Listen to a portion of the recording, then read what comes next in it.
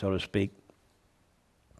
Well, here's another article that says that Iran could produce its first nuclear weapon within 60 days. They have 7,000 centrifuges working 24 hours a day, 7 days a week. And that within 12 to 18 months, they could produce as many as 60 nuclear bombs. Israel can't have that happening. You know it, and I know it. What's going to happen this summer? Well, we'll just have to wait and see, with bated breath, of course. Now, here's the Saudi plan. Lieberman, an Israeli foreign minister, Avigdor Lieberman, said in remarks carried by Israeli media on Wednesday, that's today, as I'm making this webcast, that the U.S.-backed Saudi peace initiative was a death trap for the Jewish state.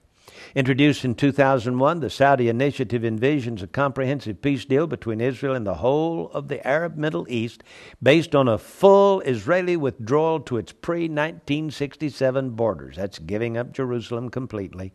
The plan is vague but generally defers to the Palestinians on the demand that so-called Arab refugees be allowed to flood the Jewish state.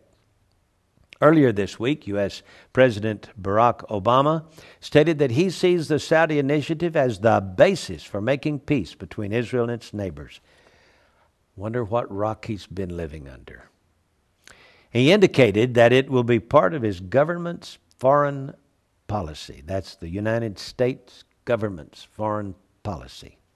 Israeli Defense Minister Ehud Barak has also come out in favor of launching regional negotiations based on the Saudi plan, though with some reservations.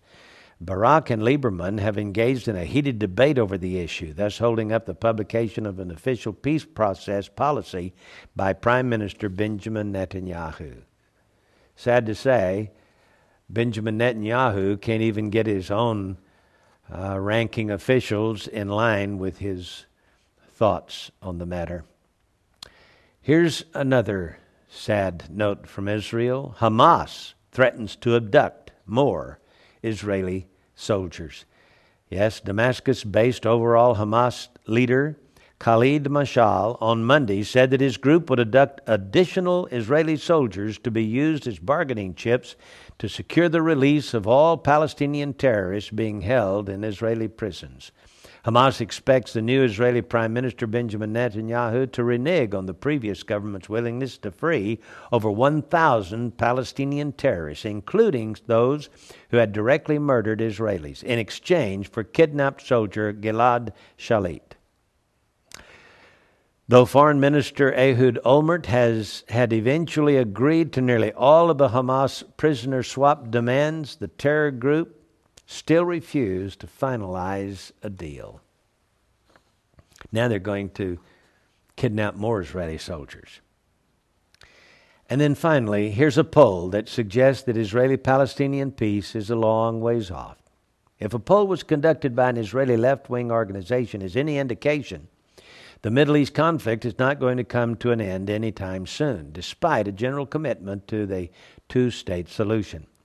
Commissioned by a group called One Voice, comprised of left-wing Israelis and Palestinians, the survey put the same questions to both Israeli Jews and Palestinian Arabs. While 77% of Israelis said they support this two-state solution, and most Israeli papers focus solely on that, roughly the same number of respondents said they outright reject several key Palestinian conditions for peace, including the division of Jerusalem and the opening of Israel's gates to millions of so-called Palestinian refugees. So you want to keep these two items in mind in the weeks ahead. Will Israel be forced to accept millions of Palestinian refugees? And will they have to give up Jerusalem? That's the question that we're looking at. Well, I can tell you the Bible says that the future tribulation period government will accept a divided Jerusalem. Ezekiel said a wall will be built between the sanctuary, that's the Jewish temple or temple-type structure, perhaps a tabernacle, a portable house, between the Jewish sanctuary and what Ezekiel called the profane place, which I think is the Mosque of Omar.